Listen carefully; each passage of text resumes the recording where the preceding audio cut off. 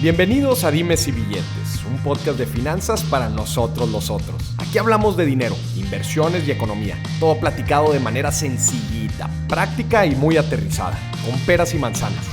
Yo soy Maurice Dieck, un fiel creyente de que necesitamos educación financiera para tomar mejores decisiones en nuestra vida. Y también creo firmemente que juntas la educación e inclusión financiera son pilares fundamentales para que todos tengamos una vida mejor. Así que prepárate. 3, 2, 1. Comenzamos. Madame et Monsieur, bonjour, bonsoir. Bonsoir. Bonsoir, Kevin. Ça va? Bonsoir. Ça va et toi? Ça va bien? Ça va, merci. C'est un plaisir que tu es ici a Dimes y Billetes. Un plaisir partagé, merci. Señoras y señores, no se equivocó de podcast. Está escuchando Dimes y Billetes, finanzas a la francesa, con un gran amigo mío, Kevin Montrat, francés. Lo tenemos el día de aquí. Francés ya más mexicano que el mariachi, ¿no? Casi. Bueno, ahorita nos vas a platicar tu historia, pero voy a dar un poco de contexto. ¿Qué es lo que nos trae el día de hoy a este episodio? Maurice, ¿por qué están hablando francés? ¿Qué es a dónde quieren llegar con este episodio? Y voy a platicar un poco de contexto. Yo viví en Francia, en Lyon, un tiempo durante mi intercambio. Y fue una experiencia padrísima en Lyon. De hecho, ahí nos conocimos. Ahí nos conocimos. Nos conocimos en Lyon. Lyon, Francia, está al sur de Francia, el este, más sureste. cerca de Suiza. Ándale, muy cerca de Suiza. Yo digo que ahí en Lyon estaba 3 horas de todo. Es correcto. 3 horas de Suiza, los Alpes, si querías ir a esquiar. 3 horas al sur, estabas en la Costa Azul, Niza, acá en la playa. O sea, prácticamente 3 horas podías hacer todo lo que quisieras. Pero bueno, nos conocimos en Lyon y yo me llevé una experiencia muy particular sobre la idiosincrasia francesa. Digo, en general la europea, pero obviamente me tocó conocer más a los franceses de cerca y cómo es que ellos pensaban y cómo veían el dinero. Muchas de las decisiones financieras y de la lógica financiera es muy distinta a la mexicana. Entonces, llevábamos ya rato platicando, ¿te acuerdas de tenemos que grabar un episodio? Y bueno, pues ya. Finalmente ya se dio. Finalmente tenemos el episodio. Gente, va a ser en francés, así que no se crean. No, tenemos y vamos empezando Finanza a la francesa. Kevin, platícanos un poquito de ti, quién eres, de dónde vienes, qué es lo que haces aquí en México, etcétera. Mira, pues como bien comentaste, soy francés. Llegué a México hace ahora casi 8 años, de hecho. 8 años. 8 años que nos conocimos, de hecho, en Francia. Y mi primer trabajo fue contigo en la consultoría en ese momento. En el 2013 estábamos en Francia. Sí. Estábamos en Francia.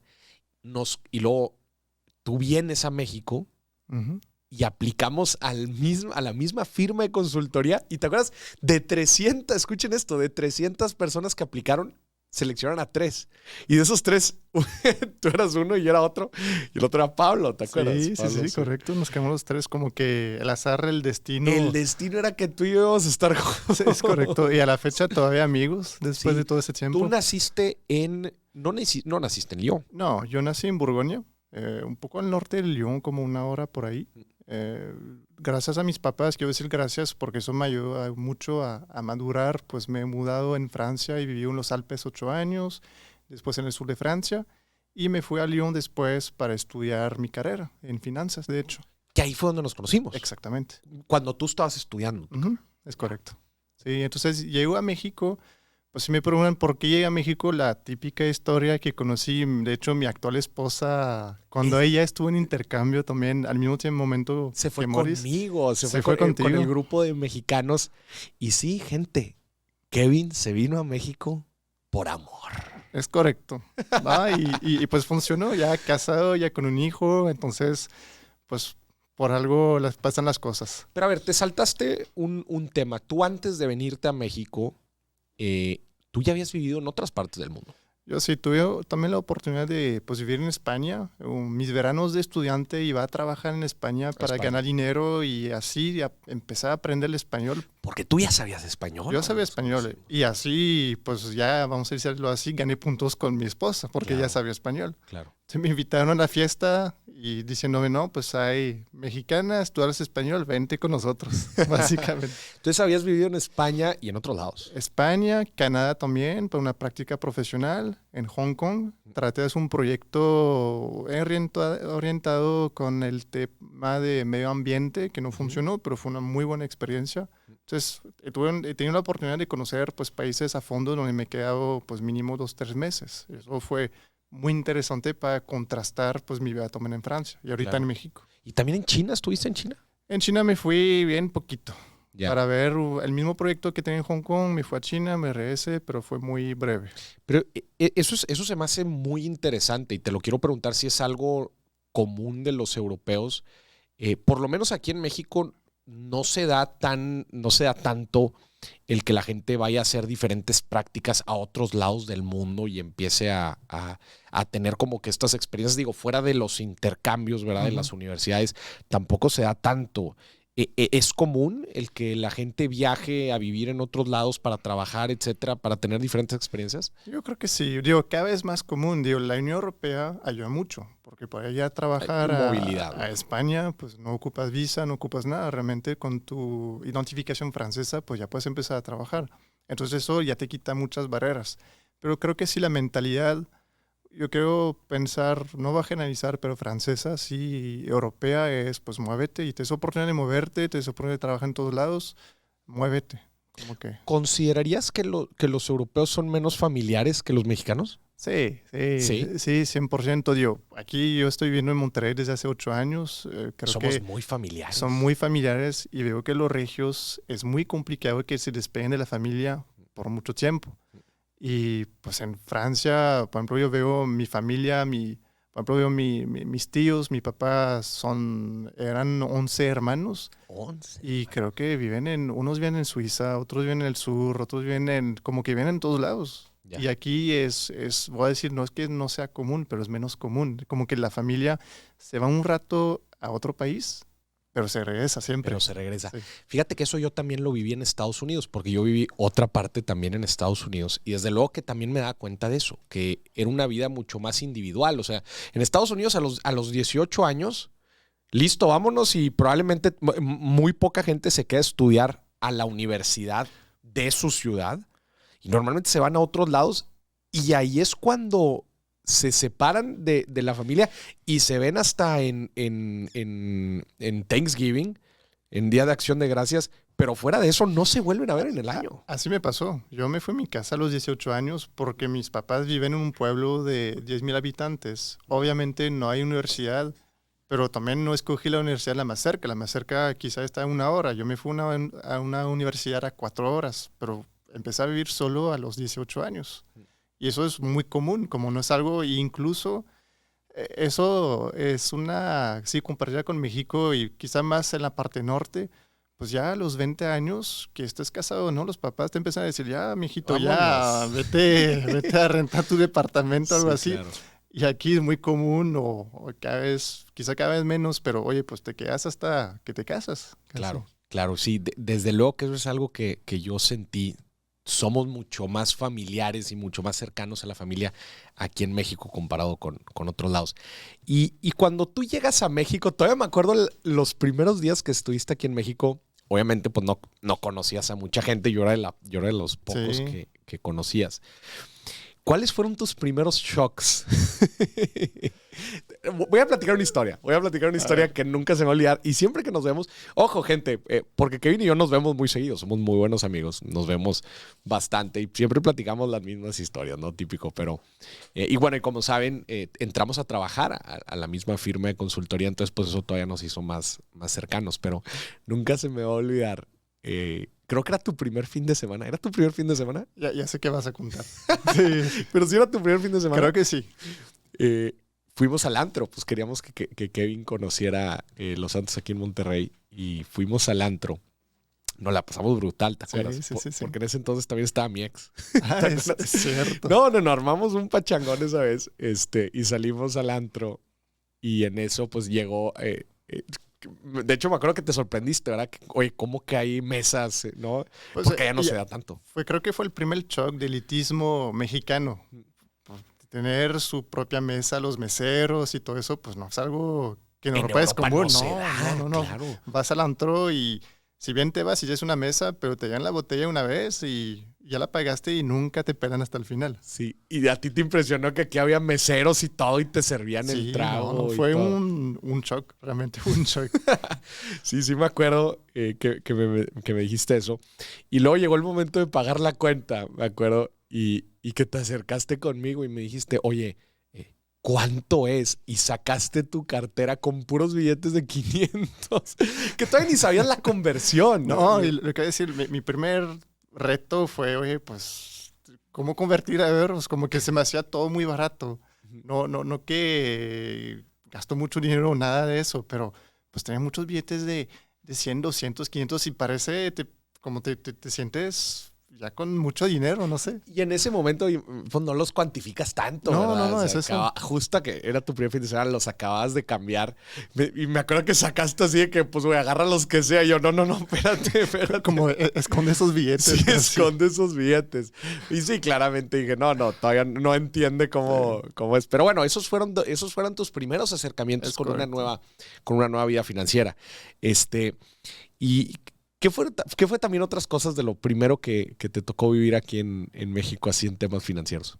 Temas financieros, creo que, bueno, fuera del tema de divisas, creo que cuando empecé a trabajar me topé con varias cosas interesantes. Como que uno fue el tema de la tarjeta de crédito. A ver. Como que ahí, como que me empezaron a decir, oye, tienes que empezar a hacer un historial. Ya empecé a trabajar aquí, empecé a hacer un historial y yo, ¿cómo un historial? ¿Para qué? Como que no entiendo, no, pues aquí cuando quieres comprar una casa, un carro, pues los bancos revisan tu historial, que tan bien te portaste en tus créditos Claro. y todo lo demás. Y para mí era algo muy nuevo, porque, a ver, en Francia, voy a hablar de Francia porque los demás países de Europa creo que es lo mismo, pero no estoy seguro. Realmente no existe una tarjeta de crédito. Existen unas, por ejemplo, la American Express sí existe, pero las tarjetas comunes es tarjeta de débito y se vuelve crédito cuando ya no tienes dinero en tu cuenta. Cuando estás en cero en tu débito, ya es crédito, te prestan algo de dinero, pero no estamos hablando de cantidades como aquí, donde puede ser, pues, no sé, miles de euros o no sé, es poquito. Es a lo mejor 200 euros y a los 50 euros te marca el banquero que te dice, oye, ya hay que meter dinero. O sea, prácticamente en Francia no existe la tarjeta de crédito. Bien, es muy poco común. Muy poco común, sí. Qué impresión. Y eso, pues, mueve todos los comportamientos, porque al fin de Desde cuentas, luego. porque ya cuando gastas dinero, aquí cuando gastas dinero con la tarjeta de crédito, pues hasta que la pagues, realmente no es tu dinero. Claro. Y ahí así, como es tarjeta de débito con derecho ahí renegativo, para decirlo así, pues ya cuidas mucho tus gastos, no es cualquier cosa cuando haces un pago. Claro, es como dices, meramente psicológico. Claro. El decir, ya te pasaste del capital que tenías, del dinero que tenías. Ya te lo acabaste. Ya te lo acabaste y te damos o sea, es la alerta de que estás gastando más de lo que en realidad tienes y por eso estás en negativo, que acá diferencia es, no, mira, tienes ahí un dinerito disponible que puedes gastar, no sé cuánta lana tengas, pero hay una lanita que puedes gastar. Sí, es incluso, toda la diferencia, ¿estás de acuerdo? Sí, aquí el juego en México incluso, no hablan mal de los bancos o nada, pero pues si no pagas, si se le olvida la fecha para pagar, pues qué bueno, porque sí le cobró un poquito de intereses. Claro, y ese es el negocio de los bancos. Es el negocio, es Qué impresión. Entonces en Francia no existen las tarjetas de crédito, pero existen otro tipo de créditos. Sí, créditos, pues los típicos, crédito de consumo, carros, casa, hipotecarios. Para las empresas, etcétera. ¿Y cómo le hacen para evaluar esos si no existe tal cosa como un historial? Pues vamos a decir que creo que algo que tiene Europa y quizás no tiene todavía México al 100 es que allá pues, los empleos, el 99.9% son formales. Son formales y ahí hay mucha seguridad del empleo. Creo que quizá allá justamente es un extremo donde México es otro extremo quizá. Y entonces, pues del momento que tienes ya un contrato con una empresa y tienes un historial con esa empresa de por lo menos, no sé, unos 6 meses, pues ya el banco confía en ti. Yeah. Obviamente, pues el banco, hay un sistema también central donde si fallas un crédito ya estás como que fichado como con el buró de crédito, de alguna forma. Pero no ven tanto tu comportamiento hacia atrás. Lo que ven es tus ingresos, tus gastos. Revisan, sí, que no te pasas de la capacidad de deuda. pero pues se queda, como el empleo es muy estable allá, Ya es muy estable. ya no les importa tanto tu comportamiento, entre comillas. Por ejemplo, eso que mencionas también de la seguridad que dan los empleos en Europa, ¿cómo funciona la carga laboral dentro de las empresas para los empleados? No, ahí es un tema bastante fuerte. Como te decía, yo creo que en Francia en particular, como de mi punto de vista, obviamente muchos quizá no están de acuerdo conmigo si me escuchan siendo franceses, pero tenemos un sistema social muy bien hecho, pero que protege mucho al empleado y entonces es muy pesado para la empresa. Como que allá definitivamente el gobierno protege muy bien los empleados, lo cual pues significa una carga muy cara para las empresas. Para una idea, el sueldo mínimo creo que debe andar este año en 1,200 euros, 24,000 pesos más o menos. Como 24,000 24,000 pesos. Pero la empresa le cuesta el doble. Realmente tener a alguien de sueldo mínimo le cuesta 48,000 pesos. O sea, si tú le vas a pagar 25, tienes el costo para la empresa son 50. Básicamente es esto. ¿Y cuánto es el porcentaje de impuestos en Europa? No, pues ya En Francia es alto, es bastante alto, ya ¿no? te haces el cálculo. Es el 50%. Obviamente depende del ingreso y de muchas cosas, un poquito como en México, pero sí es muy alto. Es altísimo. Pero hay mucha protección. Es algo que digo, pues a lo mejor ya comparando con México, pues Francia es un país más avanzado en el sentido que, pues sí, hay un tema de salud que aquí pues lo tienes, sí, el IMSS y todo eso, pero realmente te lo tienes que contratar en un privado si quieres tener buen nivel de salud. Hay el tema de retiro, que aquí difícilmente también lo tienes, pero pues difícilmente te puedes retirar bien si nada más estás considerando lo que te va a dar el gobierno. Y allá todo eso está considerado, está bien hecho. ¿Cómo funciona el retiro en Francia? Pues igual de los impuestos de mensual, Se te va aportando. un aporte se te va exactamente aportando y tienes que acumular, no me acuerdo muy bien, pero quizá 40 años de trabajo, un poquito más dependiendo, para que ya se te acumule al 100 y ya tienes un retiro con base pues a tu sueldo que has tenido toda tu vida. Ya, o sea, es similar a la ley del 73 aquí en México. Sí, o sea, no es tanto el modelo Afores, ¿no? En donde vas aportando y esa lana se va invirtiendo y vas a retirarte con lo que sea que tengas invertido. No. Ahí, de hecho, yo creo que si harían algo así, no se ha bien visto, como que los franceses no ven muy bien las finanzas. Son muy administrados, administramos muy bien el dinero, yo creo, pero vemos de un mal ojo lo que es banco, como que productos financieros, como que es algo que no nos gusta. ¿No les gusta? No les gusta, no sé de dónde viene, pero para empezar, como que el rico es mal visto en Francia. El rico es mal visto en Francia. El rico es mal visto en Francia, ¿Por qué? De manera general. Porque lo ven, muchas veces el rico es un jefe de empresa y le dicen, no, pues ganaste dinero porque pues hiciste, no voy a decir, puede ser trampas, o lo que hiciste también es que pues pagaste poquitos empleados y ganaste mucho dinero, como que el dinero no sé por qué no es muy bien visto en Francia. Y creo que ¿Estás hablando de Europa en general o de Francia? No, hablo de Francia en particular. Okay. Como que el rico es mal visto. Muchas veces es muy mal visto el rico. Okay. Pero entonces dices, una de las razones es pues porque creen que se hizo de la riqueza de una forma tramposa. Tramposa o aprovechada. O aprovechada. Creo que es más eso, como aprovechada y como que, no sé, está mal visto. Y eso tiene mucho que ver con los comportamientos también de la gente y gente que da dinero. ¿Cómo se comporta el rico en Francia? Por ejemplo, dar un ejemplo, tengo unos familiares, unos tíos que pues han tenido empresas, les fue bien. Y eso es algo que siempre me quedó grabado. Se compraron, creo que era un BMW, un Serie 5. Estaba hablando de hace quizá 20 años. Se quedaron con ese carro y cada 2 años o 3 años cambiaban el modelo, nada más el año, pero se quedaron con el mismo modelo, mismo color. Como que y van ganando más dinero cada vez más, pero nunca enseñaron como que muestras de riqueza fuera de, pues nada más cambiarle el año, hace cuenta. No, se podían comprar mejores carros, pero se quedaron como que muy buen carro, pero no trataron de impresionar o nada, como que estaban muy bajo perfil. ¿Y la casa, por ejemplo, no cambiaron de casa? No cambiaron de casa. Veo mis tíos o amigos, tienen la casa desde 20, 30 años y casa incluso normal. O sea, si tú no los conocieras y los vieras constantemente, no hay forma de que te dieras cuenta de que están ganando una muy buena lana. Sí, exactamente. O muy difícilmente. Porque no, creo que es algo que también, comparando un poco con México, pues aquí Yo creo que cuando la gente empieza a ganar un poco más dinero, le gusta enseñar el dinero. Le gusta ya sé Que me vean que me va bien. Exactamente. En Francia obviamente hay. En todos lados, pero lo vi más en México que lo ve en Francia. Como que en Francia a lo mejor le va bien. Dice, oye, ¿sabes qué? Mejor va a comprar una casa, va a comprar un departamento. Y aquí quizá lo que he visto un poquito más es déjame comprar el carro primero para que vean que sí tengo el carro. Que sí me va bien. Esa es una de las cosas que más me impresionó de Europa. Cómo depreciaban el auto hasta la última milla.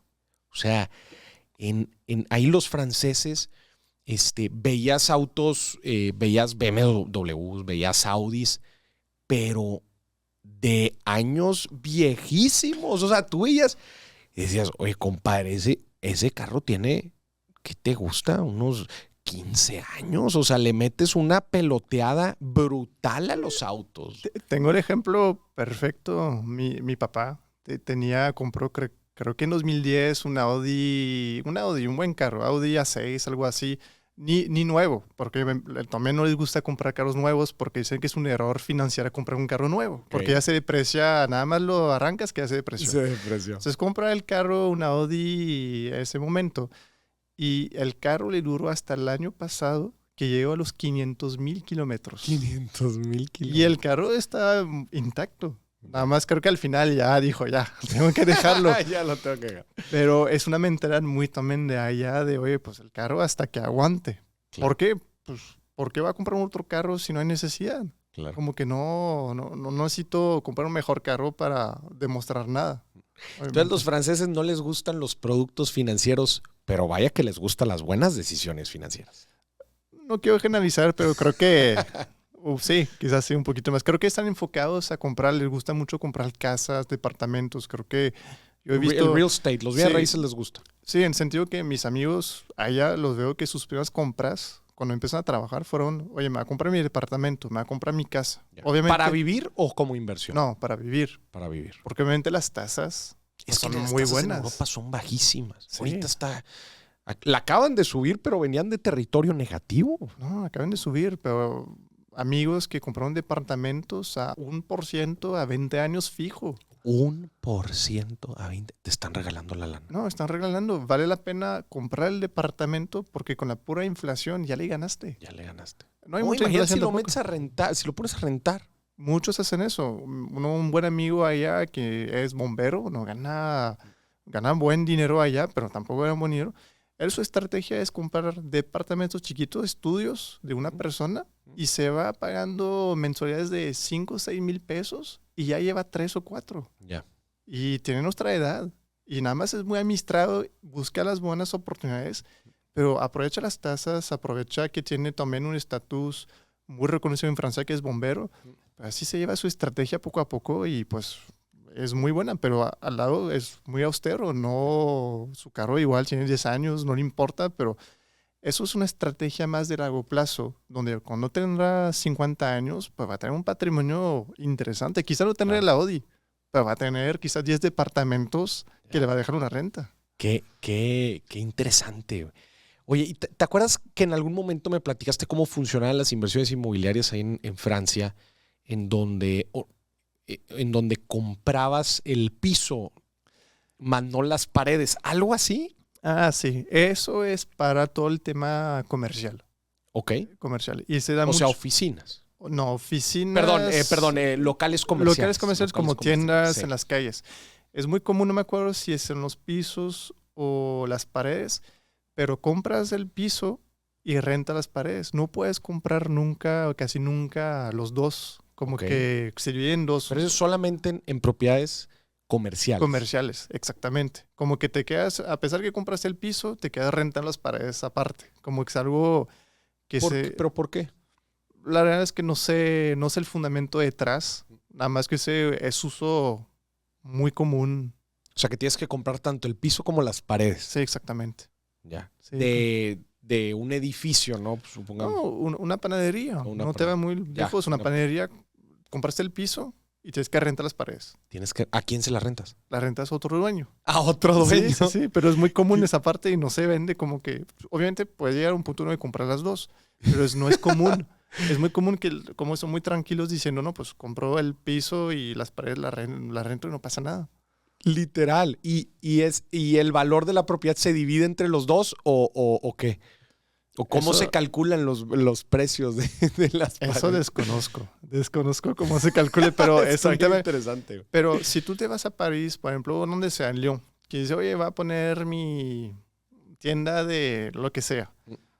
Y pues te va a decir, no, es como un poco en Ciudad de México tienes el guante, tienes que pagar algo. Ujú. O sea, te va a decir, tienes que comprar el piso y vas a rentar las paredes. Ya. Así es, tienes que tener mucho capital porque tienes que comprar algo. No puedes nada más rentar como en México, donde Claro. llegas en Monterrey y rentas tu local, oye, cuesta 15,000 pesos. Ah, pues ya.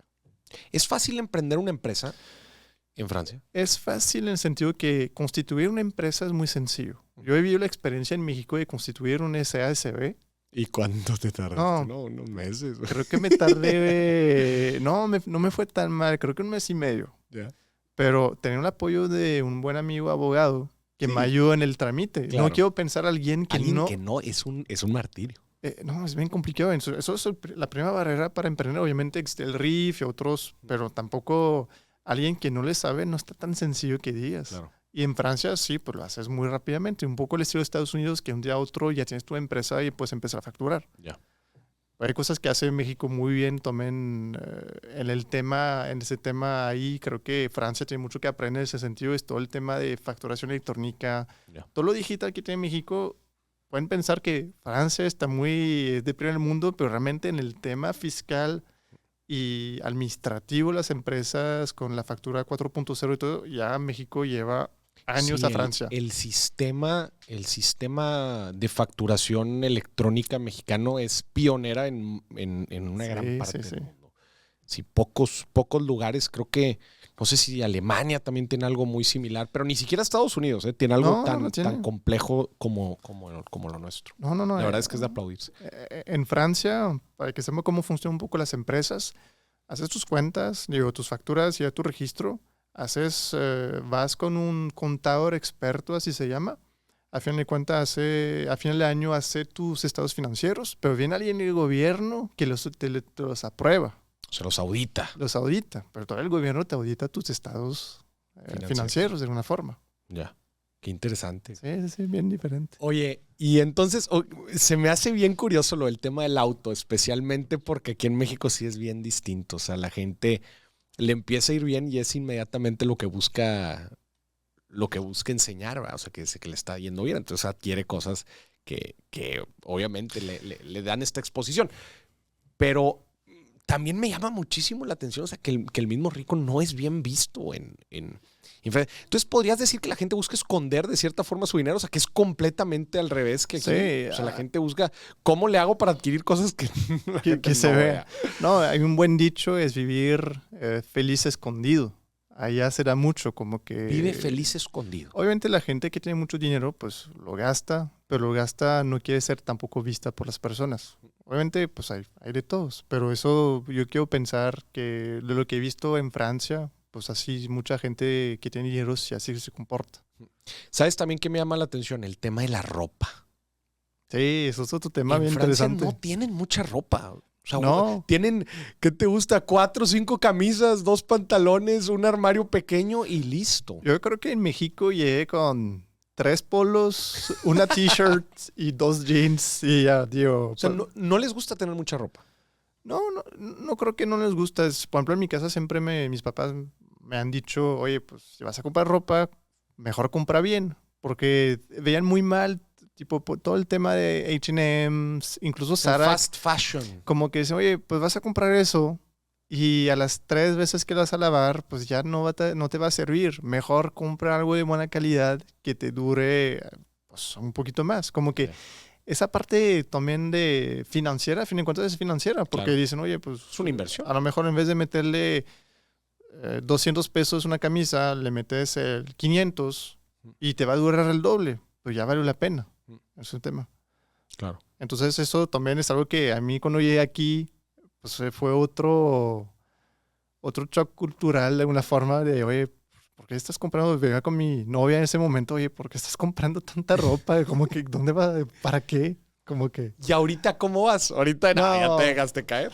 No, ya me dejé caer. No, ya creo que ya caí mucho en el sistema aquí. ¿Y no te pasa que luego vas con tus papás o con tu hermano, que tu hermano todavía sigue viviendo allá, ¿no? Sí, todavía. Te llegas con ellos y te dicen, oye, te la estás bañando. No, como que ves estos mismos shocks o no. Sí, todavía ya ven que ya me adapté mucho a la Ya cultura te adaptaste. mexicana.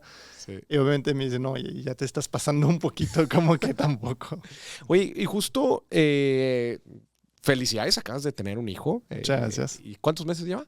Ya 4, casi. 4 meses. Obviamente te tocó vivir todo este proceso también de seguridad social y médico, ¿no? De todos estos procedimientos. ¿Cómo lo viviste a comparación de lo que te ha tocado ver en Francia? Eso es un buen tema, porque cuando yo platiqué un poco el proceso con mis papás, me preguntaban, oye, ¿cómo funciona el hospital y todo eso? Pues lo primero que les dije, pues es que aquí pues no es gratis, hay que pagar. Y ellos ¿cómo que hay que pagar para tener tu hijo? Como que lo veían como acá algo, ¿y qué tanto tienes que pagar? Y les decía las sumas que hay que pagar. Y me dicen, no, como que no, Dios, es algo que No entendían. No entendían. Obviamente, pues es el seguro que te apoya, pero no te apoya al 100% siempre. Entonces, pues también fue una experiencia muy, muy diferente también. Como que es una decisión financiera tener un hijo. Cuando en Francia, pues no cuesta. Cuesta ya cuando nació. Claro. Pero una vez que nació ya te va a costar, pero antes no te cuesta. Incluso vas al hospital, sales y no pagaste ni un centavo.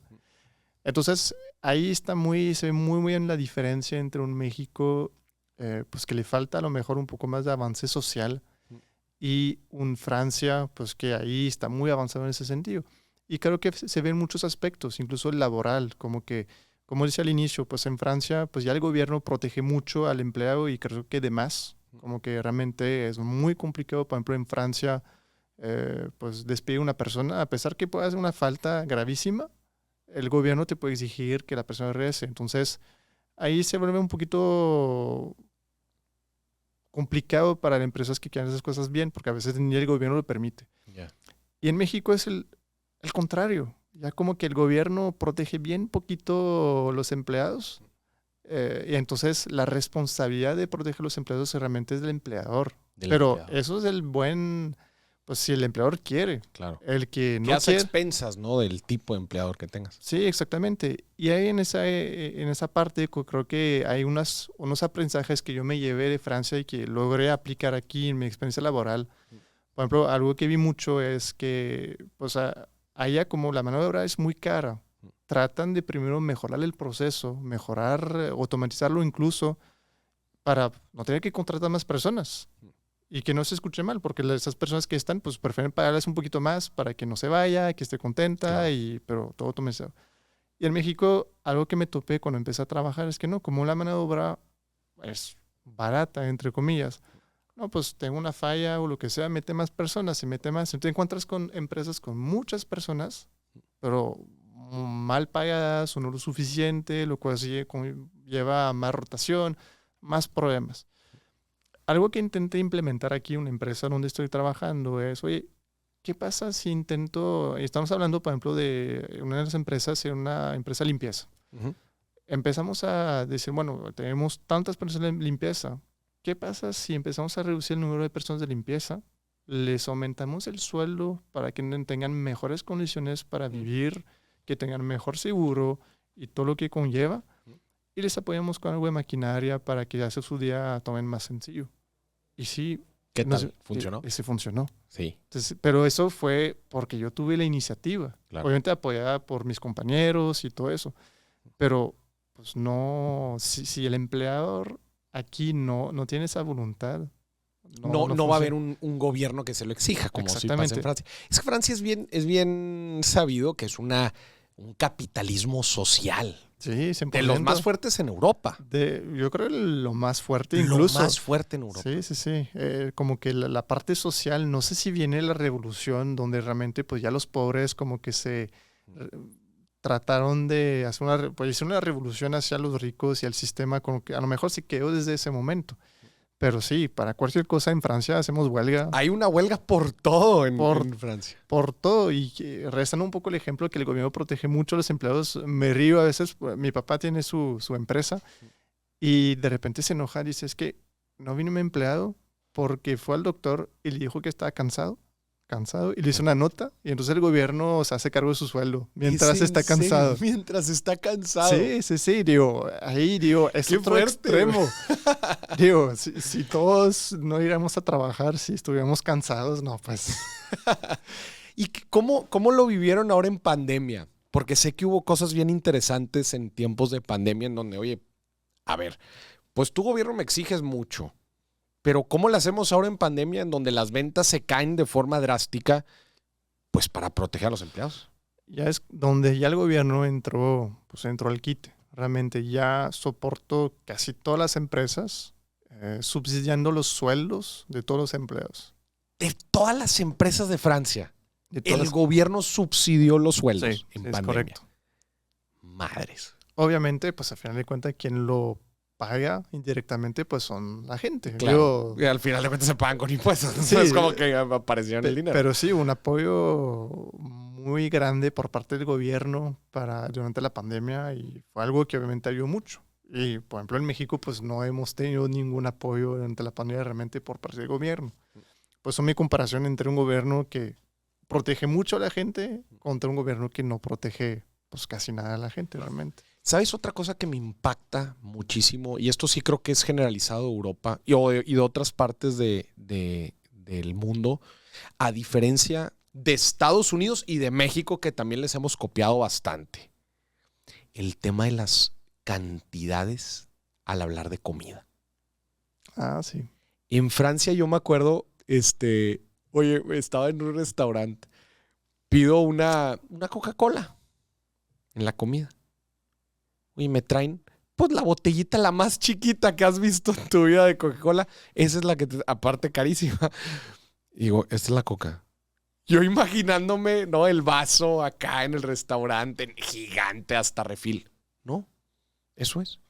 Oye, y también, cualquier otra cosa que comieras, las mismas tapas, ¿no? En España, y muchas otras cosas que comes en restaurantes, son porciones pequeñas de comida. Pero luego te pones a pensar, ¿estamos comiendo de más nosotros? ¿O esto parece ser que aquí esta es la cantidad que la gente come y son cantidades pequeñas? Creo que ¿Cómo es el tema tú de la comida? sí, es muy diferente. Aquí otra cosa, cuando empecé en México y iba al fast food, pues veía el tamaño Ustedes también tienen fast food, ahí el Quick, que ya no es Quick. No, de hecho no es quick. Pero, por ejemplo, ya creo que en Francia quitaron el refill. Ya no es refill. Ya no existe el refil. Según yo no existe refill. No estoy seguro, pero según yo ya no existe el refill por lo mismo. Pero son cantidades muy chiquitas. Pero algo que creo que, por ejemplo, en mi familia y creo que no dicen en Francia, como que una mentalidad de, oye, pues come lo suficiente, pero no comes de más. Como no es comer hasta que te duele la panza. Entonces, como que la gente come poquito, pero después dice, ya con eso ya tengo. Como que se me quitó la sensación de hambre. Ya. Es que sí, claro. Y hasta ahí. Tu estómago es un músculo. Al principio te va a dar hambre, pero luego te vas a acostumbrar. Sí, correcto. Esa es una parte bien importante de la idiosincrasia francesa que se me quedó muy grabada. O sea, son muy conscientes con el consumo en general de todo. Sí, bastante. Oye, esto igual y es extra. Oye, pues si tengo 2 pares de zapatos, no necesito un tercero. Pues con 2 la armo. Hasta que se me rompa uno, igual ya necesito otro. ¿No? O sea, como que muy, muy selectivos en lo que consumen y en lo que usan. Yo creo que sí, es conciencia. Y creo que, por ejemplo, tomo un ejemplo, si te vas, no sé si te tocó ir a un Lidl. Lidl Price, Lidl sí, Price. una tienda de conveniencia. Exactamente. Si ves el estacionamiento fuera, vas a encontrar camionetas Audi, BMW, y tú puedes pensar, oye, ¿por qué la gente que tiene dinero para comprarse esos carros va a hacer el súper ahí? Pero mucha gente dice, oye, pues es que es de buena calidad, es a buen precio, ¿por qué va a pagar un precio alto? Y eso es un poco la mentalidad que muchas veces tiene, y no es nada más en Francia, creo que es a nivel europeo, donde, oye, ¿por qué va a comprar más ropa, como dices, si no ocupo tanta ropa? ¿Por qué va a comer de más si ya me llené? ¿Por qué voy a pagarle más al súper si tengo un súper que me da un producto equivalente al mismo precio? Como que es una serie de cosas Y creo que es pues un estilo de vida, obviamente, pues hay unos que no lo siguen, otros sí. Pero yo creo que sí, yo quiero pensar que es algo que común, quizá los franceses europeos en general, de tener esa austeridad. Quizá viene también de épocas, yo creo que sí, seguramente, pensando un poquito a mi abuelo, que me platicaba que pues él vivió la guerra, Le tocó la le tocó Segunda Guerra Mundial. le tocó la Segunda Guerra Mundial, no fue a pelear, ya está un poco más grande, no fue a pelear, pero me decía, fueron años donde me decía, comían, era de rancho, comía papa todo el año, Papa. no había más. Y leche, algo así, creo que más. Entonces creo que esa parte de austeridad seguramente tiene pues raíces. Que no son tan lejanas. Estamos hablando de menos de 100 años. De ahí donde pues vieron épocas muy complejas y se quedó pues hasta ahorita. Y veo, sí, pues todo tiene que ver con eso a fin de cuentas directamente. Y creo que nuestras raíces en Europa son raíces donde vivimos momentos muy complicados. Entonces pues el consumo va con eso. Creo que también aquí un punto importante es de analizar es el mexicano es mucho más cálido, campechano, Claro. Social, ¿no? Lo estamos diciendo ahorita, lo mismo tiene impacto con la familia. Y creo que eso lo lleva, hay veces, a tomar decisiones financieras que no serían tan lógicas, ¿verdad? Como pues quiero que me vean, ¿no? Comprar cosas para las apariencias, etcétera. En Francia no es tanto así, o sea, la gente no compra cosas para aparentar. Sí, la compra, quizá un poquito menos que en México, pero también la compra. Creo que ahorita pues el mundo está hecho para que compremos cosas para ser visto. Ajá. Pero sí, quizá, no sé si por el hecho que el mexicano sea más cálido, sea la razón principal, pero seguramente, digo, para empezar, el mexicano sí es más social. Entonces, se junta con más personas, tiene muchos grupos de amigos, sale varias veces en la semana para ver sus amigos. Y en Francia, pues no, veo mis papás, no salen prácticamente de lunes a viernes. Y el viernes salen, de repente van a ir con amigos a cenar o así, y el sábado y ya. Pero el mexicano todo el día sale, todo el día ve gente. Entonces quizá ahí sí quiere ser visto con cosas nuevas y va por ahí. Algo que me impactó mucho también es los domingos en Europa. Los domingos en Europa son días prácticamente desolados. O sea, todo está cerrado. Todo está cerrado. O sea, yo una vez salí así en domingo, me acuerdo de los primeros domingos. Aquí en México, pues bueno, tú ya lo sabes, los domingos son los días para disfrutar con la familia, salir, ir a un restaurante, ¿no? O sea, son domingos de calidad. Pero allá yo me acuerdo que salí y dije, ay, pues vamos a ver qué hacen acá en Europa los domingos. Nada. O sea, parecía que estaba en una ciudad fantasma. O sea, todo está cerrado. Hay muy pocas cosas abiertas. Muy pocas. Creo que panaderías, restaurantes, obviamente, y McDonald's quizá, a lo mejor. A lo mejor. Y cierran bien temprano. Sí. No, creo que es algo que a mí me gusta mucho de México. En ese sentido, creo que es otro extremo donde, pues, si sales a las 3 de la mañana vas a encontrar cosas abiertas. Como que está padre que, pues, tanto la vida social que la vida, pues, nunca se pare. A mí es algo que me ha gustado mucho de México. A ver, haciendo esos análisis que me gustan, de Francia, enfoquémonos en Francia.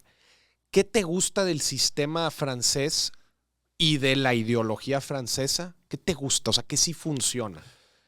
Creo que con lo que platicamos, el tema de austeridad, quizá no tienen necesidad de enseñar riqueza y creo que es algo que me gusta y trato de aplicar y creo que ver más el largo plazo. Es algo que me ha gustado mucho. De hecho, para la historia, cuando estaba todavía de novios con mi actual esposa, le dije, oye, pues ya, pues las cosas van en serio, pues hay 2 maneras de vivir nuestra vida. Tú escoge. Una, pues que si nos empezamos a ir bien en el trabajo, pues empezamos a comprar carros lujosos y ir a buenos restaurantes y pasará muy bien, pero a 50 años, pues a lo mejor no tenemos nada. La otra es que vamos a vivir un poco más austero, carros normales, salimos de repente, tampoco nos quitamos unos lujitos, pero a lo mejor 50 años ya tenemos un patrimonio, tenemos como que manera de cómo retirarnos y estar, obviamente, a los 60 o más. Pero Y como que ya tenía esos dos pensamientos, y ya me dijo, no, yo prefiero el segundo, donde ya vamos a ir más tranquilos. Es algo que ¿Esas cartas se las leíste al momento de formalizar? Yo la leí, sí, un poquito antes, pero para ver si estamos en la misma. En el mismo canal. Igual y te decía, oye, no, espérame. No, yo me quedo con la primera.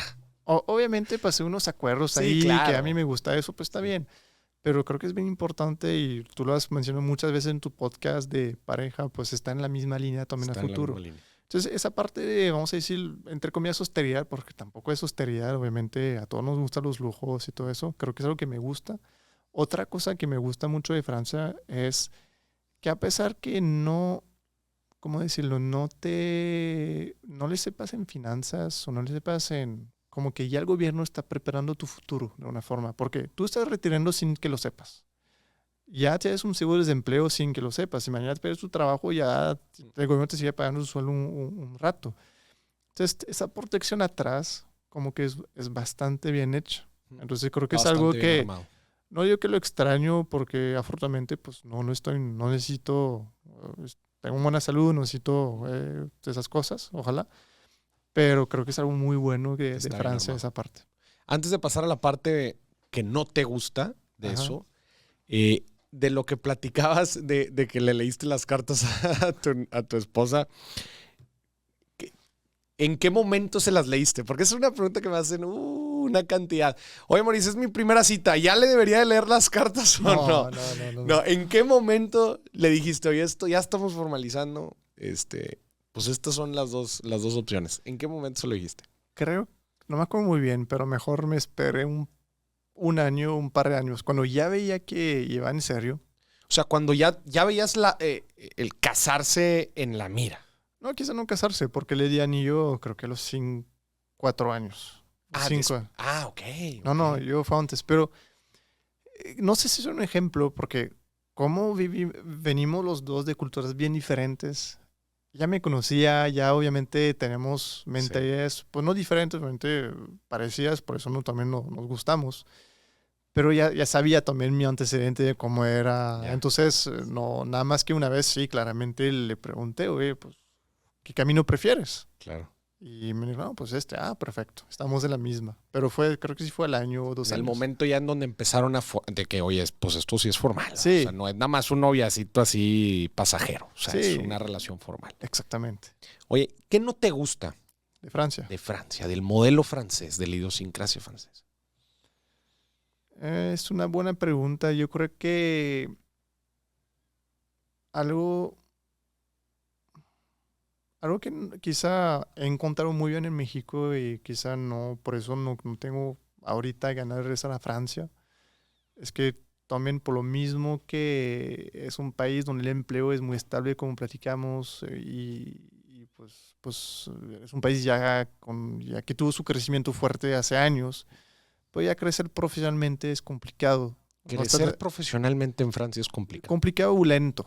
Okay. Lento. Quizá para ir a una posición donde estoy ahorita, me voy a tardar 25 años. Cuando aquí me tardé pues menos de 10. Entonces, es donde digo, oye, pues me gusta aquí el dinamismo que puede tener México y las oportunidades que puede dar la gente que sí pues trabaja. Y eso por el lento crecimiento de la economía o por la competencia de gente, de talento. Yo creo que es un conjunto de muchas cosas. Obviamente, el lento crecimiento de la economía pues hace que las empresas no crezcan tan rápidamente. Claro. Entonces, pues hay pocos lugares y pues son muy, muy buscados.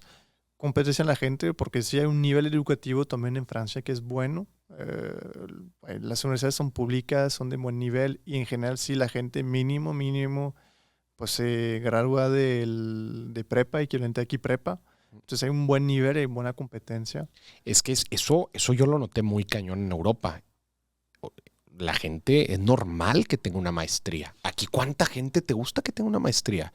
En España es algo impactante eso que está sucediendo, en donde te topas a gente con 2, 3 maestrías. Sí, de hecho, la gente se mete a estudiar maestrías porque no hay trabajo, no hay tan buenas oportunidades. Y con 2, 3 idiomas igual, y no encuentran trabajo. Y sabes algo, justamente en ese punto, es algo que a mí me impacté de una manera muy positiva con México. En Francia estudias, no sé, para ser ingeniero civil. Pues realmente la única empresa que te va a contratar es una empresa de ingeniería civil, de construcción, algo así. Pero difícilmente otra empresa te va a contratar por otra cosa. Y aquí no, en México, algo que me ha gustado mucho es que, güey, tú eres ingeniero, pero tienes a lo mejor buena estructura de mente, pues no, pues vente a hacer un trabajo en administración, no pasa nada. Si es lo que te gusta, pues dale. Eso nos pasó mucho, pues a tú y a mí en la consultoría. Tú eres, pues, ingeniero. Yo pues hice una licenciatura de finanzas, pues nos encontramos haciendo el mismo trabajo. Claro. Y eso que en Francia no pasa tanto. No pasa tanto. Y entonces, pues sí, la gente, como bien dices, oye, estudio una maestría en ingeniería, ¿no? Es que no hay trabajo. Pues como la educación no tiene costo, pues mientras déjame voy a estudiar otra cosa. Claro. Entonces estudia licenciatura de administración. Lo que ¿no? caiga. Pero también porque no tiene costo. Sí. Eso es una gran ventaja. Entonces, es una ventaja por un lado, pero también se vuelve también un tema, ¿no? O sea, porque el diferenciarte se vuelve complicado. Claro, 100%. Eso es algo que yo le he dicho mucho a la gente aquí en México.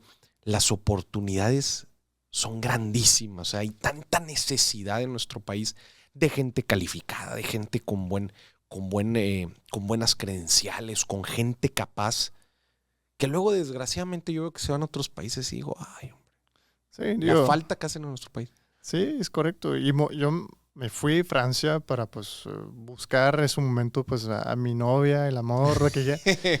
Pero pues sí, yo me di cuenta que en México pues realmente no sentí que quite lugar a nadie, porque realmente como dices, esa necesidad de gente calificada es claro. tan grande, pues que realmente sí hay trabajo para todos. Y eso es algo pues bien padre de México, a mí me gusta mucho. Entonces ya dijiste algo que te gusta aquí en México. Ahora dinos otra cosa. ¿Qué más te gusta de aquí? No, pues la gente. La calidez de la gente. Sí, me enamoré con la gente de aquí, la calidez, la sencillez, vamos a decir a veces, de la gente, como que en el momento que te aceptó un poco, vamos a decir, en su grupo, como te invitó, como que la gente es muy sencilla, no sé, muy cálida también. Es algo que a mí me encantó. Y que pues la parte social también es muy dinámica, como que pues aquí aprendí lo que era un miércolito, un juevesito, y son cosas muy agradables para el día a día, como que como bien decías, pues el francés europeo es un poco más cerrado, entonces, y aquí pues es todo lo contrario, y eso es muy agradable pues vivir una vida así, a fin de cuentas. Ya dinos por qué, ya por favor revélanos el gran secreto de por qué los meseros en Europa nos tratan bien mal. Tratan en general mal a la gente, ¿por qué? No todos, pero sí, digo, si comparas, de verdad felicito a todos los meseros de México porque el servicio en México creo que se lleva a muchos países del mundo. No, la realidad es que pues en Francia ya el mesero tiene un sueldo. Tiene sueldo mínimo o más incluso de su mínimo. Entonces, pues no le interesa la propina. No tiene un incentivo. No tiene incentivo, digo. Y si no te gusta, pues él gana el mismo sueldo al día siguiente. Y si te gustó, a lo mejor ya diste una moneda de €1. Y bien, si bien le va. Entonces, creo que básicamente es eso. Y aquí ves el mesero que, de hecho, cuando vinieron mis papás a visitarme, se quedaron impactados de, oye, apenas acabé mi plato, que está el mesero, me lo quitó y me limpió la mesa. Y como que, oye, quedó impresionado. Tranquilos. Sí, y que las comidas también aquí son muy rápidas. En Francia, pues tú has venido con mi familia, has vivido las comidas que son eternas. Sí. No, es otro, pero sí es eso. Aquí el incentivo es un 100%, casi 100% un variable. Aquí el incentivo de un mesero. Es incentivo financiero. O sea, tú dices que es un... O sea, tú dirías que es 100% un tema de incentivo financiero el hecho de que te traten a todo dar aquí, que allá. O sea, tú dices que si le suben el sueldo aquí, a los meseros te dejan de tratar bien. No sé, te voy a decir por qué. Porque por lo mismo que decíamos, el francés en particular es más frío.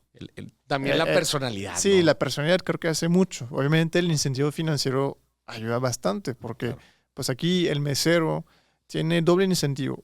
que estés servirte muy bien para que estés contento del servicio y dos, venderte cosas más caras para que gane más comisión. Entonces, y en Francia no, como que no gana más dinero por venderte algo más caro y no gana más dinero para darte una sonrisa. Puede ganar un poquito más, pero no le cambia mucho. No le cambia mucho. Pero hay de todo. Yo creo que la mala fama quizá por los franceses, meseros, mala onda, quiero pensar que es más del lado de París, donde no para sacar excusas, nada, pero creo que tanto turista en todos lados sí, es una locura. También es una locura y descansado y tampoco, yo quiero decir, no hacemos esfuerzos también para adaptarnos al turista, como que, oye, si no hablas francés, a ver si te contesto para empezar por ahí. Sí, y si como que medio me intentas hablar francés, no, hombre, Sí, no. No, pero a ver, no sé, yo ahora que no estuve en París, pero estuve en Roma y estuve en Londres, son igual, pues 2 urbes gigantescas ahí europeas. Veo la cantidad de gente que hay en la calle. La cantidad de gente. Que además no es nada más gente. Son turistas. Sí. Y los turistas es un poco diferente a la gente normal. Uh-huh. Porque los turistas están perdidos, se mueven de un lado para otro, igual y son medio sucios. O sea, el turista es una persona diferente dentro de un ecosistema de una ciudad. Y ver la cantidad de gente, también yo digo, madres, ¿cuánto tiempo pudiera vivir aquí? O sea, si yo tuviera, imagínate, si yo viviera en uno de esos departamentos ahí, en donde abajo está pase y pase gente todo el día, todo el año, ¿cómo me sentiría? O sea, ¿cuál sería mi reacción? Esa es la gran pregunta. Es que tienes razón, es que es muy cansado estar con mucha gente alrededor, con mucho ruido alrededor, como que de manera constante, obviamente cansa. Y eso es un tema, pues Europa se construye con ciudades muy chiquitas. Chiquitas en el sentido concentradas, entonces muchas cosas se hace caminando, por eso pues no tienen carros también muchos franceses, europeos en general, etcétera. Entonces pues sí, te vas en los monumentos, pues aunque hay chiquitas, monumentos no tan grandes, entonces es un mundo de gente que está ahí. Sí, justo. Y de hecho estaba leyendo toda la gente que se ha ido, por ejemplo, de Venecia. Uh-huh. Venecia es muy poco local, vive dentro de... Porque no es una ciudad muy grande. Además de que no es una ciudad muy grande, pero además la gente se ha ido. Sí, por lo mismo. Además de que es una ciudad muy complicada, ¿verdad? Que sí, tienes que moverte en bote y todo eso. Pero en general la gente se ha ido. Y una de las razones ha sido el volumen de turistas. Pues es que si no trabajas en turismo, si después no es muy turismo, cansado. Sí. Imagínate que quieres ir a cualquier restaurante así y está lleno de turistas, no te atienden bien por lo mismo de turista, como que puedo entender que se vuelve un poco cansado a la larga. Oye, y para ir cerrando esa parte, ¿y qué no te gusta aquí en México? Que dices, ay, hombre, pues eso estaría bien que lo cambiaran. Híjole, otra complicada.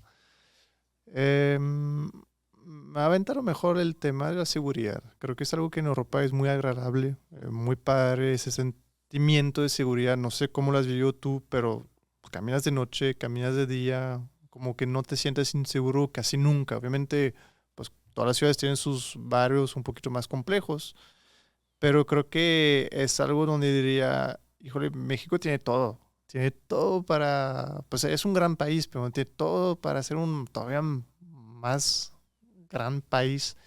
Pero el tema de seguridad yo creo que muchas veces es algo que pues quita un poco, puede dar un sabor de boca un poco... le quita un poco la magia. Sí, yo creo que sí. Y yo diría, me viene a la mente ese tema principalmente, como que, porque realmente ya tiene todo. Y obviamente pues pensando que creo que es un país muy, ¿cómo decirlo? Muy, muy social, donde la gente es muy cálida, pero creo que también se vuelve a veces un país un poco individualista. Como que es sentido de, pues si yo me va a ir bien, a mí, como que no me importa que los demás le vaya bien también. Como esa mentalidad de, oye, vamos a crecer en equipo, vamos a crecer el país, pues para todos. Y eso creo que es un ejemplo, por ejemplo, a veces que pasa en la política. Viene un político, se enriquece pues, con el pueblo, a final de cuentas, pero a veces se le olvida que, oye, pues hay que hacer también crecer el pueblo. Claro. Entonces creo que, y rezamos un poco el ejemplo de la responsabilidad laboral que puede tener a veces el empleador aquí. Oye, pues también te toca, está bien que ganes dinero, qué bueno. Te toca también ya ayudar a, si el gobierno no lo hace, tú también tienes que apoyar. Entonces encuentro una manera para que dar mejor vida a la gente. Como que es algo donde digo, no es que no me guste, pero creo que ahí es donde yo digo, pues hay mucho por hacer todavía y me siento responsable de lo poco o lo mucho que vivo en Francia, que he visto, pues tratar de aplicarlo aquí para tratar de, pues, dejar mi granito de arena y tratar de ser un país mejor. Como México me ha recibido muy bien y pues aquí tengo mi familia, tengo mi vida, tengo mi trabajo, pues yo quiero regresar de esa manera y me gustaría pues ver más personas en ese sentido, como pensar un poco más quizá de manera colectiva y ver cómo hacemos un país mejor a la larga. Y creo que eso va a beneficiar a la larga también a la seguridad, a muchas otras cosas. Claro, es un ecosistema conectado. Sí, o sea, que en muchos casos, desgraciadamente, como dices, pues cada quien está viendo solamente por su lado, ¿verdad? Y si me tengo que fregar a no sé cuántos, pues ni modo, porque yo soy el que quiero. Y no, pues así no es, ¿verdad? Así no es. Digo, no, pasa también, obviamente, en Europa, en Francia, no somos exentos de ese tipo de cosas, pero creo que pasa menos. Creo que ahí quizá es algo, pues ahí hay más responsabilidad de, oye, que a todos les vaya, no súper bien, pero que les vaya bien, por lo menos que no le falte nada a nadie, por lo menos. Oye, ¿cómo compararías? Es un tema delicado, pero ¿cómo te ha tocado a ti vivir el tema, por ejemplo, de la corrupción en general? O sea, tanto a nivel profesional, a nivel, no sé, inclusive trámites personales.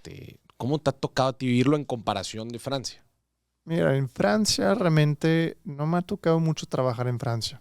Entonces no me ha tocado tanto, vamos a decir, esa parte. Pero realmente por mi familia, mis papás, pero la corrupción es muy, muy baja. Incluso en la política como que es muy... O sea, ¿cómo se ve un acto de corrupción en Francia? Es una... No, es muy limitada, como no es tan ostentoso. Como que creo, para dar un ejemplo, el ex primer ministro de Francia, bueno, ya hace tiempo, François Fillon, creo que se llama así, creo que le hicieron un juicio porque robó 1 millón de euros. Uh-huh. 1 millón de euros a lo largo de 20 años. 1 millón de euros a lo largo de 20 años. Sí, estamos hablando de 20 millones de pesos en 20 años. O sea, 1 millón al año. Pero lo único que hizo, y no os digo que esté bien o mal, obviamente está mal, es que él en ese momento era alcalde de una ciudad y puso a sus 2 hijos como si fueran empleados. Okay. Entonces recibió dinero de ahí. O sea, sí, les estaba dando dinero a sus hijos. Sí, se lo estaba clavando él. No en propiamente desarrollo de corrupción, pero quiero dar el ejemplo de, oye, pues... Sí, claro. No digo, entra. Entra ahí y duró mucho tiempo. Es algo que también yo me di cuenta con el México. Dice, oye, es que el político en Francia, y no quiero hablar mal de políticos, hay políticos muy buenos en México, obviamente, pero yo, el político malo, vamos a decirlo así. Uh-huh. En Francia roba 10%, deja 90% al pueblo. Aquí roba el 90% y queda 10% al pueblo. Era la comparación que hacía. Obviamente, pues hay políticos muy buenos, afortunadamente, aquí. Claro. O sea, pero en tu conclusión es, aquí son más atascados en el tema de la corrupción. Creo que más que atascados, sí, obviamente atascados, pero aquí es el corto plazo. Todo es corto plazo. Y de alguna forma se ve un poco en el sistema, incluso político, hablando un poco más de política. Por ejemplo, aquí pues el presidente tiene nada más un mandato. Ya se acabó. En Francia son 2. Entonces, pues son 2 de 5, son 10 años. Entonces ya, incluso la política hay una visión un poquito más a largo plazo. A largo plazo. Cuando, o sea, 2 de 5. 2 de 5. O sea, Macron ahorita ¿en cuál va? El segundo, y creo que ya le queda pues 4 años y medio. Acaba va empezando el segundo. Exactamente. Entonces, es un mundo de tiempo. Y antes, hace 20 años, eran 2 de 7 años. No, man. Era bastante. Pero si lo ves en Europa, en Alemania, Angela Merkel se quedó ¿cuántos años? Longevas. Entonces, creo que más un tema atascado, obviamente sí lo hay por el corto plazo, es un tema de corto plazo, largo plazo. Y obviamente, yo creo que a lo mejor me estaba aventando un comentario, no sé si puedo generalizar, pero ¿Cómo en México, a fin de cuentas, todo es corto plazo, inseguridad de empleo, lo que quieras en Francia, por ejemplo, pues tener mucha seguridad de tu empleo, pues como que el corto plazo no te preocupa. Aquí el corto plazo te preocupa, porque dice que sea político, empleado, pues ya mañana me echan de la empresa, no tengo seguros de empleo como en Francia, sí. Entonces déjame, a lo mejor, pues saco más provecho ahorita.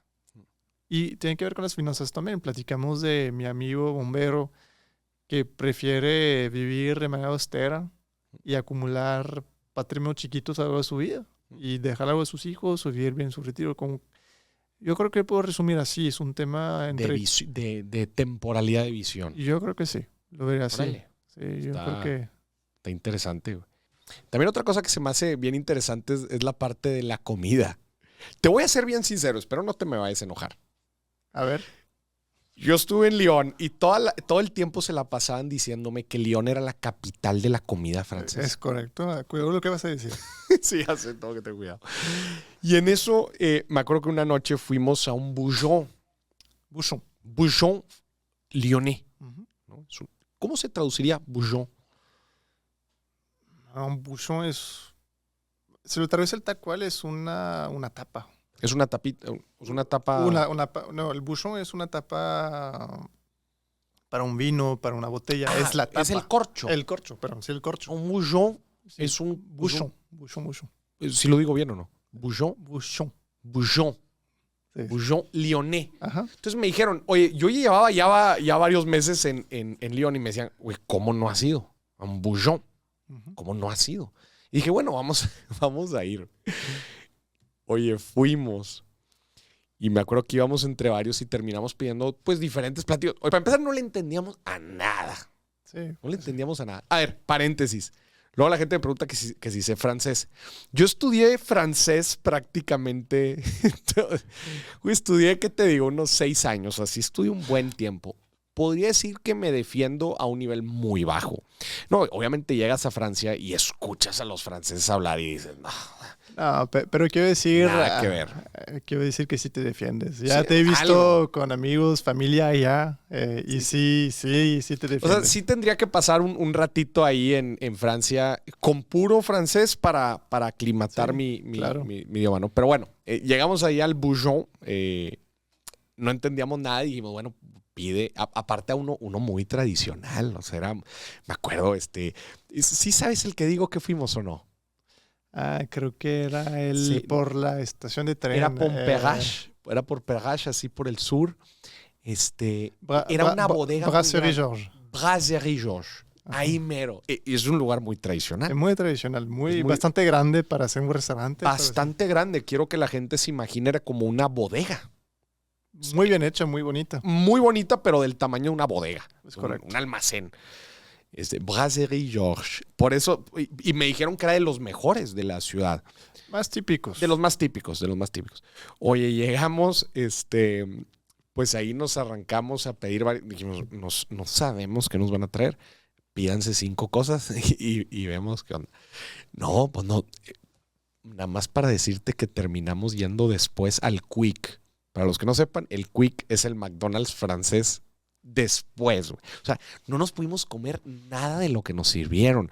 Y me acuerdo que uno era un pedazo de carne cruda. Sí, cruda. Claro. Yo decía, bueno, oiga, señor, póngalo ahí tantito a la parrilla o algo. No, es que así era. O sea, es curiosa la comida francesa. Sí, no, claro, es curiosa. Y de hecho, la carne cruda sigue siendo mi plato preferido, favorito de Francia. ¿Cómo se llama? Steak tartare.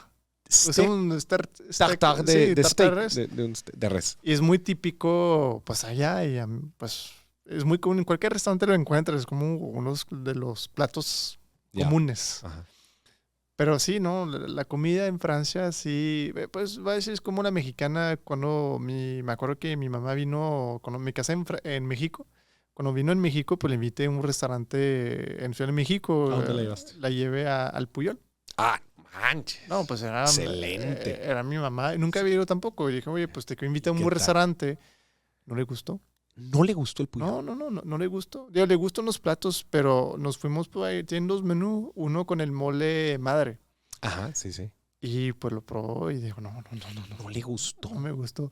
¿Por qué? pues son sabores fuertes, diferentes. Mucha especia. Sí, es mucha especia. A mí me gusta mucho, pero es mucha especia. La comida mexicana es muy buena, pero tiene mucha especia, picante, Sí, igual no están acostumbrados. A mí la comida europea se me hace muy simple. Es que exactamente, tiene menos condimentos, claro, menos cosas así. Claro. Y algo también interesante de la comida un poco francesa, que va a hablar la más francesa, como que a veces ahorita pues se ve muy fancy, se vende en los mejores restaurantes, pero que muchas veces el origen de esa comida es muy humilde, muy humilde. De la comida Obviamente francesa. todos conocen por el famoso quiche, que se encuentra pues en lugares franceses típicos. Pero el quiche era comida de pueblo básica donde, oye, tienes harina, huevo, hacer la masa y echarle lo que sobra casi. Claro. Y ahorita lo convirtió en algo muy fancy de la comida francesa. Yeah. Pero sí, pues es muy particular la comida francesa, igual que la mexicana cuando no estás acostumbrado. Yo creo que va por ahí. Qué chingón. No, es padrísimo siempre contrastar, obviamente, las diferentes formas de pensar de la gente a lo largo de todo el mundo, pero también cómo vemos y percibimos el dinero. Estos episodios en donde contrastamos diferentes países. Antes de empezar el episodio te platicaba del episodio también que tenemos con Alejandro Kazuga, Claro. Finanza a la Japonesa, se los recomiendo también mucho. Es bien interesante porque cuando los viajes a conocer diferentes culturas es de las mejores inversiones que podemos hacer porque nos enseñan diferentes cosas de hacer, diferentes formas de hacer las cosas. Y nos enseña que quizás la forma en que hacemos las cosas no es la mejor y obviamente aprendemos de las mejores prácticas de otros lados. Me gustaría que nos dijeras, Kevin, si imagínate, te está escuchando la gente mexicana que quiere tomar, y latinoamericana, que quiere tomar mejores decisiones con su dinero y quiere escuchar un consejo francés, ¿qué le dirías? Creo que le diría lo que platicamos, como tratar de ver más hacia el largo plazo, tratar de también vivir una vida un poco más austera, como que realmente no importa si tienes el mejor carro o algo así, creo que lo que importa eres tú, tu persona. Y eso va en todos los sentidos a largo plazo, como tantos en tus finanzas, en tu salud, en tus estudios, como tratar de ver siempre el largo plazo. A veces, por ejemplo, veo empresas donde pues he laborado, donde hay gente muy buena que se va por poquito dinero a otra empresa, pero a veces se le olvida el largo plazo, como sea por poquito, pero no ve que a lo mejor tiene un mejor crecimiento donde está ahorita. Entonces, como que sí, el dinero es importante en el momento, todos necesitamos dinero, todos, pero no olvidar que lo que importa es el final de la carrera, no ahorita. Y obviamente el camino. Ya, qué chingón. Oye, y perdón que haga este paréntesis, pero te lo tengo que preguntar. Creo que lo llegué a preguntar en algún momento, no me acuerdo de la respuesta. ¿De dónde nace la leyenda de que los franceses no se bañan o huelen mal? ¿Estás seguro que me vas a preguntar eso? No, no lo sé. Honestamente no lo sé. Pero voy a contar un poco mi familia porque... ¿Saben los franceses que la gente los ve así o no? Sí, 100%. Pero voy a contar, por ejemplo, el contraste entre mi mamá y mi papá. Mi papá viene de una familia muy, muy humilde, pobre. Y no tan lejano, mi papá es de 67, tiene 55 años. Pero él nos contaba que niños se bañaban una vez a la semana. Una vez a la semana. Porque se bañaban el domingo antes de ir a la misa. Y porque pues eran pobres. No era costumbre. Mi mamá, misma época, misma edad, eran familia promedia. Pues sí, se bañaban todos los días. Ya. Pero creo que, híjole, yo te diría que es más un mito que realmente una realidad. Seguramente, quiero contar esta historia porque hay un contraste, obviamente, que Francia es un país muy rural, donde seguramente había más gente como mi papá, que era una vez a la semana, y gente de ciudad todos los días, pero no creo que es algo... Es que en algún lugar también escuché el tema de los perfumes. Porque luego la gente se pregunta por qué los mejores perfumes vienen de Francia. porque se lo echaban, se ponían perfumes en para lugar de bañarse. Sí. No, yo creo que hay de todo, pero a ver, si rezamos un poco el ejemplo también de que decías de Roma, donde la ciudad es mucha gente muy concentrada, pues hace calor, no hay climas como aquí, obviamente, pues llega un punto donde si te bañaste va a apestar como quiera. Entonces, Claro. y en México, pues por lo menos en Monterrey muchas cosas son climatizadas, entonces pues ahí se disimula un poquito más. Claro. ¿Verdad? Sí, no, desde luego. Qué fregón. Kevin, pues muchísimas gracias. Qué gusto Muchas tenerte gracias. aquí en Dimes y Billetes. Gracias Igualmente. por toda esta carnita que estoy seguro que a la gente le va a gustar mucho. Qué bueno que estás en México, que te gusta, que ya estás formando aquí tu familia, y te aprecio mucho como amigo. Muchas gracias. Creo que Igualmente. eres una muy, muy grata amistad, de la cual he aprendido bastante. Y creo que tienes una personalidad y un temple muy, pero muy fregón. Y pues bueno, te lo agradezco. Muchas gracias por la invitación y por los cumplidos. Y esto fue otro episodio de Dime si Billetes, señoras y señores. Finanzas a la française. Gracias. Merci. Au revoir.